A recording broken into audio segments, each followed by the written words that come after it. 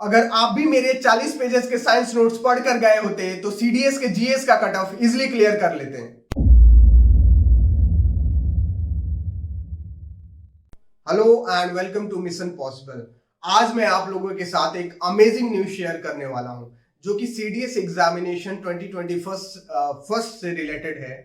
और हम देखेंगे कि इस बार जो सीडीएस का पेपर हुआ था उसमें मेरे साइंस नोट से 20 प्लस क्वेश्चन डायरेक्टली मेरे साइंस नोट से थे। और मैं उसको आज आप लोगों के सामने प्रूफ के साथ दिखाने वाला हूं कि आपके पास एक यूपीएससी स्टडी मटेरियल है जो अनमैचेबल है, जहां से क्वेश्चन डायरेक्टली आपके पेपर में आते हैं और वो मैं आपको प्रोवाइड कराने वाला हूं और दिखाने वाला हूं कि ये मेरे नोट्स हैं और ये क्वेश्चन इस बार के पेपर में आते हैं। तो चलिए हम एक एक करके देखते हैं और समझते हैं कि कैसे क्वेश्चंस को अगर इस तरह से इस वे में प्रिपेयर करके बनाया जाए तो आप भी साइंस में जाके अच्छा स्कोर करोगे। चलिए शुरू करते हैं। तो इस बार जो साइंस के क्वेश्चंस आए हुए थे वो टोटल नंबर ऑफ क्वेश्चंस जो थे वो ऑलमोस्ट 30 थे। और 30 क्वेश्चंस में से सब पार्ट से क्वेश्चंस आया हुआ था। नॉन मेटल मेटल से 2 क्वेश्चन पूछा हुआ था और हमें देखेंगे, स्टार्ट करते हैं। जैसा आप देख सकते हो मेरे पास पेपर है और इसमें जो फर्स्ट क्वेश्चन आया था वो ये था कि which one of the following elements is a non metal but is lustrous. अब आपको पता है, अगर आप मेटल और नॉन मेटल्स की प्रॉपर्टीज अगर आपको पता है तो इस क्वेश्चन को आपको करने में थोड़ी भी हिचक नहीं होती और आप इजिली इसे कर लेते हैं। अब जैसा कि आप जानते हैं कि मेटल की जो प्रॉपर्टी होती है वो लस्टर इन नेचर होता है, डक्टिलिटी होती है, डक्टाइल होता है मेटल। और कुछ जो मेटल नॉन मेटल होते हैं वो मेटल की प्रॉपर्टीज को फॉलो करते हैं, उसकी भी प्रॉपर्टीज को पोजेस करते हैं। कुछ नॉन मेटल होते हैं और उसी में एक एक्सेप्शन था, वो था आयोडीन। आयोडीन जो होता है ये तो नॉन मेटल होता ही है लेकिन ये लस्ट्रस होता है और यही क्वेश्चन आया हुआ था, ये एक्सेप्शन से था और ये क्वेश्चन पूछा हुआ था। तो अगर आपको पता रहता तो आप इजिली कर लेते हैं कि नॉन मेटल आयोडीन जो है नॉन मेटल है जो कि मेटल के प्रॉपर्टीज को पोजेस करता है और ये लस्ट्रस इन नेचर होता है। तो ये क्वेश्चन मेरा था। तो चलिए आगे देखते हैं, दूसरा क्वेश्चन देखते हैं। तो दूसरा क्वेश्चन मेरा ये था कि which of the following metals has both malleability and ductility properties. मैंने मेटल्स और नॉन मेटल्स में बताया था कि ये जो प्रॉपर्टीज है वो मेटल्स की प्रॉपर्टीज होती है, मैलिएबिलिटी और डक्टिलिटी। और इसमें इसी मेटल का नाम पूछा था। तो आपको पता है गोल्ड एंड सिल्वर में जो होता है malleability, gold most malleable metals जो होते हैं वो गोल्ड एंड सिल्वर होते हैं और डक्टाइल जो होता है वो गोल्ड होता है। ये भी मेरे नोट से आए हुए थे, आप देख सकते हो जैसे। और ये भी क्वेश्चंस अपने नोट से ही थे। तो ये भी सेकंड क्वेश्चन था और बहुत ही इजी था, आप इजीली कर लोगे। चलिए आइए देखते हैं तीसरा क्वेश्चन।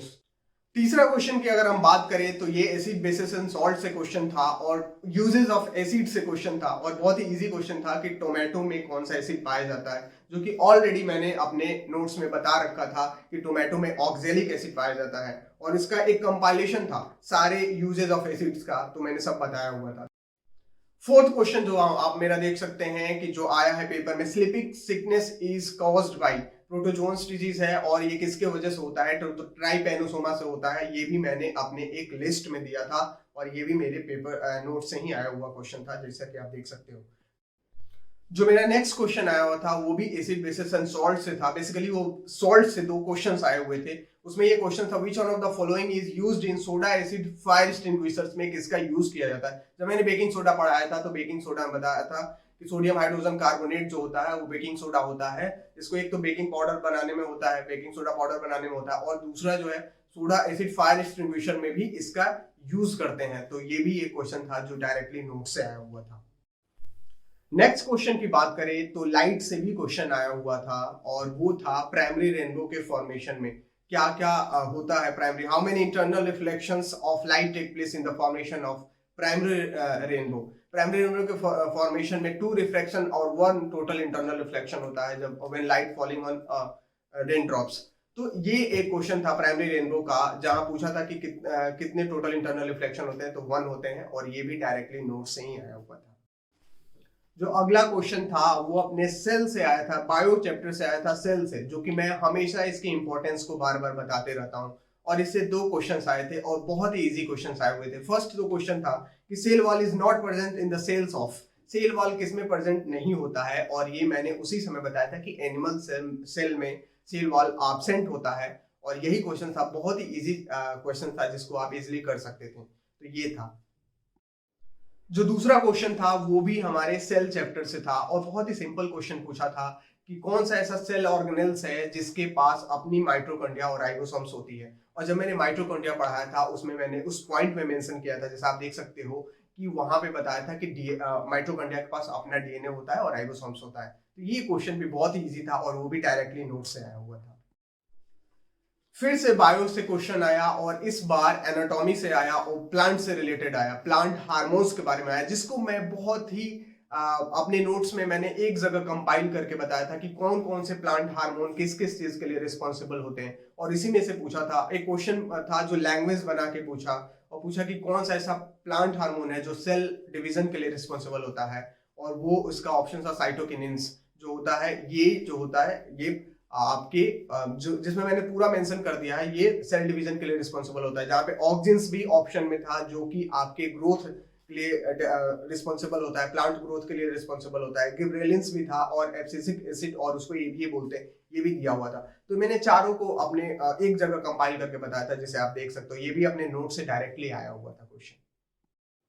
नेक्स्ट क्वेश्चन है जो अपने बायो से आया था और ऑस्मोसिस से आया था और ऑलरेडी ये बहुत बारी प्रीवियस ईयर पेपर में पूछा जा चुका क्वेश्चन था कि ऑस्मोसिस की प्रक्रिया में क्या होता है। तो ऑस्मोसिस की प्रक्रिया में एक सॉल्वेंट होता है, सॉल्वेंट जो होता है वो हायर कंसंट्रेशन से लोअर कंसंट्रेशन में इसका मूवमेंट होता है, सॉल्वेंट का मूवमेंट होता है higher concentration to lower concentration through semi permeable membrane. और यही क्वेश्चन था जो ऑलरेडी बहुत बार रिपीटेड क्वेश्चन था और ये पूछा था, तो आप इजिली इसे कर लेंगे और ये भी अपने नोट से डायरेक्टली आया हुआ था।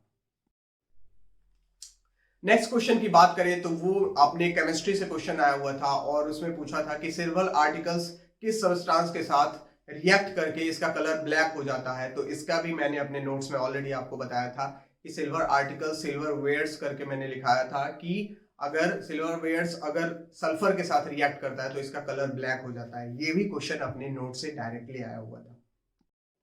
नेक्स्ट क्वेश्चन भी अपने केमिस्ट्री से था और ये पूछा था कि कौन से मेटल को हम केरोसिन ऑयल में इमर्ज करके रखते हैं ताकि टू प्रिवेंट एक्सीडेंटल फायर्स। ये ऑलरेडी मैंने बताया था कि सोडियम और पोटेशियम को हम केरोसिन ऑयल में रखते हैं, इसको इमर्ज करके रखते हैं ताकि ये प्रिवेंट करे एक्सीडेंटल फायर्स, वहां फायर ना हो पाए। इसको मैंने बताया था। तो पोटेशियम ऑप्शन में नहीं था तो आप सोडियम को कर सकते थे और ये भी अपने नोट से ही आया हुआ था। नेक्स्ट क्वेश्चन भी अपने केमिस्ट्री से ही था और ओर को तो मैं बार बार पढ़ाता हूं कि ओर से क्वेश्चन जरूर करना और उसमें भी एल्युमिनियम फेवरेट होता है। और वही क्वेश्चन था कि aluminium is manufacture from which ore.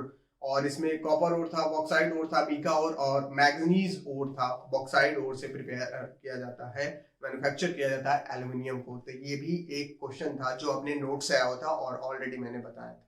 Next question की अगर हम बात करें तो ये भी अपने केमिस्ट्री से था और केमिस्ट्री में acid basis and salt chapter से था, जिसमें बेसिकली ये सॉल्ट से था कि which one of the following compounds sodium compounds is used for softening hard water. Hard water को सॉफ्ट करने के लिए किस सोडियम कंपाउंड्स का यूज करते हैं। और मैंने बताया था कि वॉशिंग सोडा के यूजेस में बताया था कि इसको परमानेंट हार्डनेस, वाटर के परमानेंट हार्डनेस को रिमूव करने के लिए हम वॉशिंग सोडा का यूज करते हैं, सोडियम कार्बोनेट का यूज करते हैं। इसके और भी यूजेस थे जो ग्लास सोप इंडस्ट्री और पेपर इंडस्ट्री में भी यूज किया जाता है।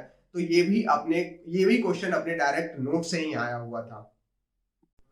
तो जैसा कि आपने देखा कि सारे क्वेश्चंस जितने भी मैंने आपको क्वेश्चंस कराए वो अपने मेरे साइंस नोट से आए हुए थे। अगर आप मेरे 40 पेजेस के साइंस नोट्स करके गए होते तो आज आप भी 15 प्लस क्वेश्चंस करके आते और इनडायरेक्टली देखे तो 20 से 25 क्वेश्चंस डायरेक्टली मेरे साइंस नोट से आए हुए थे।